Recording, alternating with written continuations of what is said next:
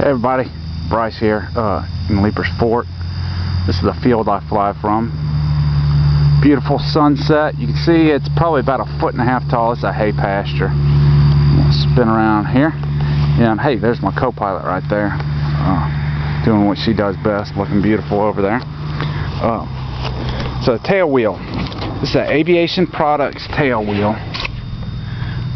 1/4-inch leaf spring cut down.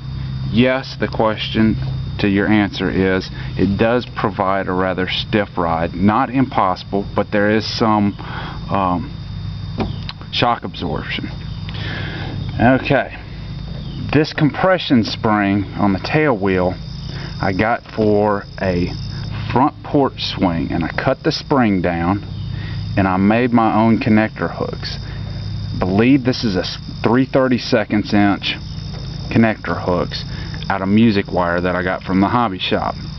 Probably have about 50 hours on this setup, have no problems with it, and I'm continuing to monitor it because I did no heat treating or anything other than just bending it and putting it into play.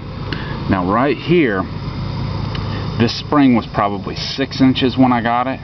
It's cut down to about 1.5 inches, and when I cut it down, obviously there was a big open loop right there. I filed this down real smooth, and I also put 2 safety wires pulling this top spring coil down to this bottom one to keep my connector from backing down into the spring itself. Have very positive steering on it. I've been on both pavement and grass. I fly mostly off grass, but I have been completely satisfied with this setup and wouldn't change a thing. Up here you also see Larry Martin told me the trick on getting the CG balanced out is to get the battery and the ELT in the back. You see I've got the plywood, that's 3/4 inch cabinet grade plywood for the battery tray with the battery hold down. That's a Linvic power source WP12-BS battery I got from Chaparral Motorsports. This whole section right here is covered with clear monocoat, same monocoat that you use on radio controlled airplanes. The paint on this is DuPont Imron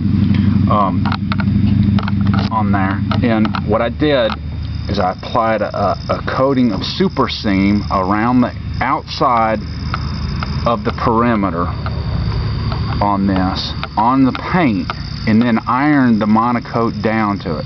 Probably got about 30-35 hours on this system, and it's worked really well. I keep monitoring it. This is great because I can check on everything during my pre-flight, and I can see that everything looks good. That's a 4-inch solid caster tail wheel.